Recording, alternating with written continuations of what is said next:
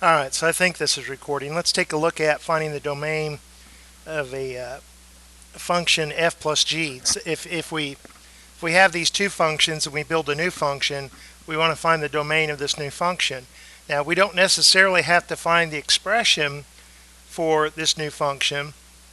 If we want to find the domain of f plus g, or f minus g, or f times g, we're going to take the domain of f and intersect it with the domain of g. So if we look at the domain of f, we know the domain of f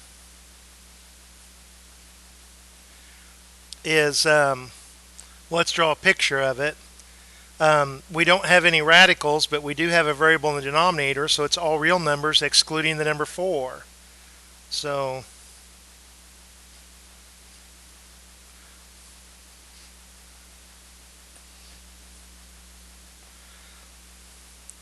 here's a picture of my domain for the function f.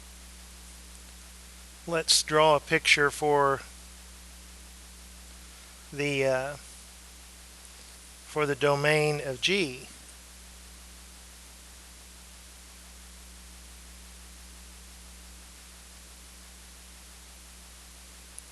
Well, g, we don't have any variables in the denominator, but this 9 minus x has to be non-negative. It has to be 0 or positive.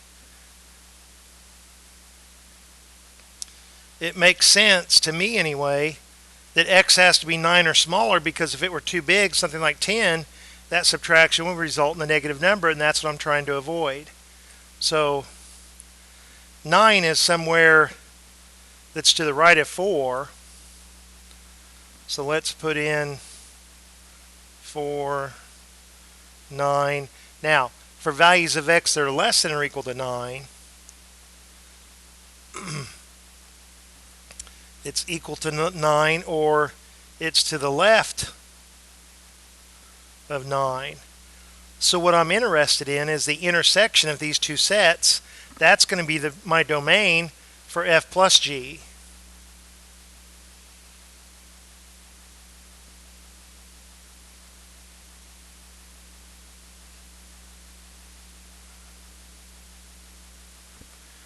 So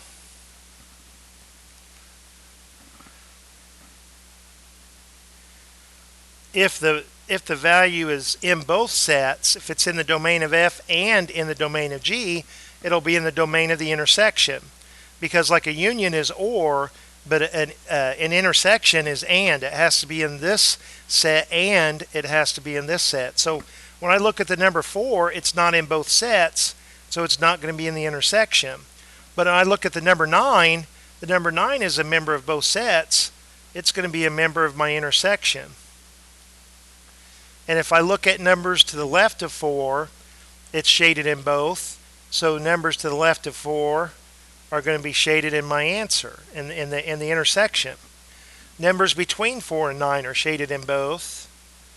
It's going to be in the domain of my f plus g, in the domain of my intersection. Now, to the right of 9 is not shaded in both, so it's not going to be. So I need to describe this set that I've shaded here using interval notation.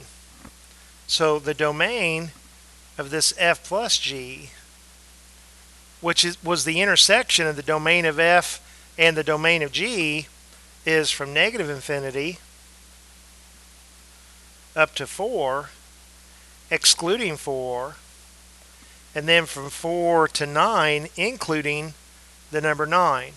So there's my answer for part A for problem 25.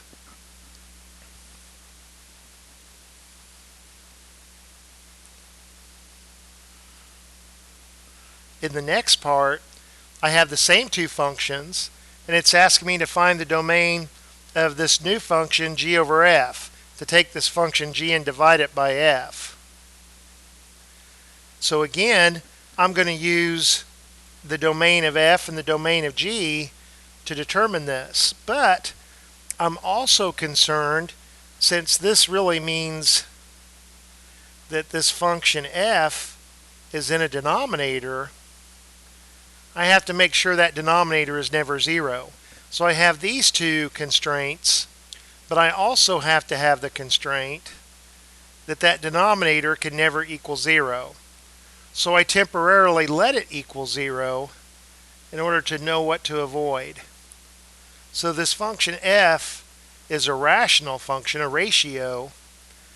And if you have a ratio that reduces to 0, it's definitely not because of the denominator. That denominator can never be 0. If I have a fraction and that fraction reduces to 0, I guarantee you that the numerator has to be 0, because that's the only way for this division problem to equal 0. So if this fraction, if this ratio equals 0, it has to be because 2x minus 6 equals 0. Well, that's easy to see that if x were 3, you'd have 6 minus 6, and that's 0. We want to avoid that. So we can't let this division, we can't let 3 be in the domain. So 3 is over here, that's to the left of 4. And I have this added constraint here that I don't want 3. Now any other number, f is fine. F won't be 0 for any other value. So now I have the intersection of these 3 sets. See, last time it was just the intersection of the 2 sets. Now I have the intersection of 3 sets. I have this added restriction that f of x cannot equal 0. I had this f of x can't equal 0, and that's all of these values have f of x not being 0. So for my final answer, I need to intersect these 3 sets. So I'm interested in these critical values, this 3 and 4 and 9. Is 3 in all 3 sets? No, it's in the first 2, but it's not in the last one. It won't be in my answer. Is the number 4 in all 3 sets? No, it's in the last 2, but it wasn't in the first one. So 4 is not going to be in there. Is the number 9 in all 3 sets? Well, yes. So the number 9 is going to be in my answer for this domain of G divided by F. Now to the left of 3, they're all shaded, so this is going to be shaded. This is in my set. If you're between 3 and 4, all of those values are in each of these sets. It's in this one, and it's in this one, and it's in this one. Therefore, it's in the intersection of these 3. And between 4 and 9 is going to be. But to the right of 9 will not be, because it's not in this middle set. So my domain for this part B is very, very similar to the domain for part A, but it has the added restriction. Well, where'd I go?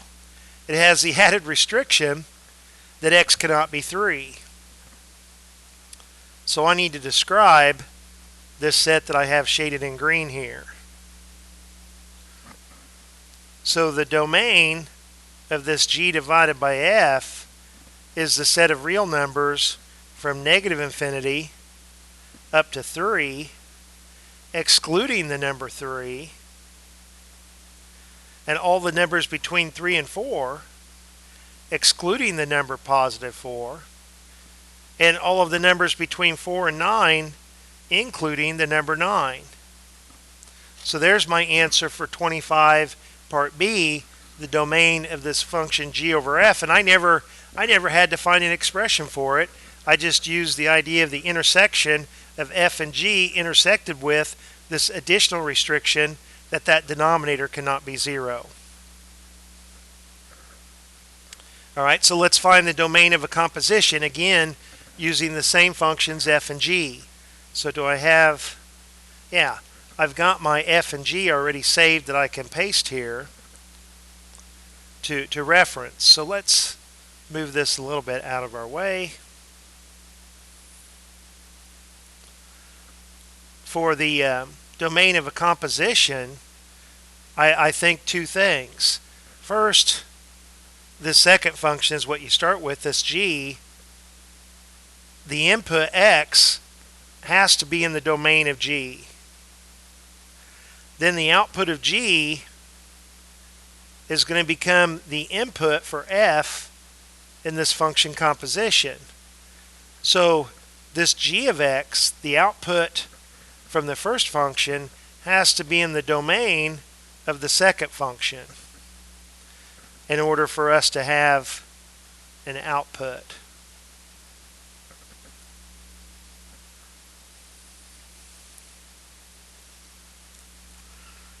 So I already know the domain of G. I already know that the domain of G was all numbers that were less than 9. I have it up here. And now for the domain of f, well, g of x has to be in the domain of f, so I need g of x, the output, to be a real number, and any real number is fine except 4. I have to avoid this g of x to be 4 because we can't have 4 as an input into f. 4 is not in the domain of f. So this g of x is this function, square root of 9 minus x. I temporarily let it equal 4. I square both sides of the equation. And I know that 9 minus a negative 7 is 16. I know that x is negative 7. Well, what does that tell me? That means that g evaluated at negative 7 is equal to 4. And that's going to cause us problems. It's not going to cause us problems over here. When we let x be negative 7 and we input it to g, the output is 4. So there's no problem at all. But when you input 4 into f, what comes out, 8 minus 6 is 2, but 4 minus 4 is 0. And this is undefined. So when you say for this function composition, if the input is allowed to be negative 7, you don't have an output. It's undefined. You don't have a y value. So negative 7 can't be in the domain of this f of g. So we have to throw negative 7 out. So let's go back to our picture for the domain of g. The domain of g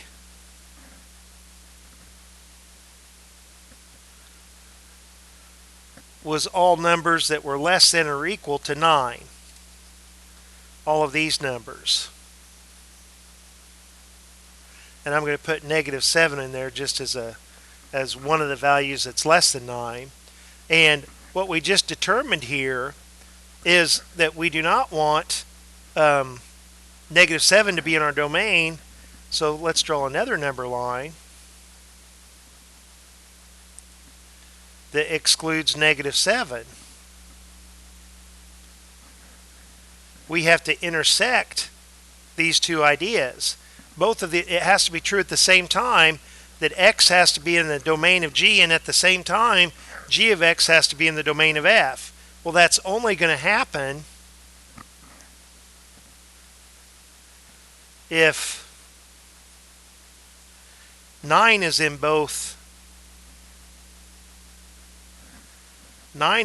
sets, but negative 7 is not. To the left of negative 7 is in both sets, and in between negative 7 and positive 9 is in both. But to the right of 9 is not in both. So therefore, my domain for this function composition, I have to describe what I've just shaded in here on this number line. The domain for fog are the real numbers from negative infinity to negative 7, excluding negative 7, all the way up to positive 9, but including positive 9. So there's the domain of my function composition. All right. So I hope that helps. I'm going to stop there and do the next ones on another video. I will talk to you later.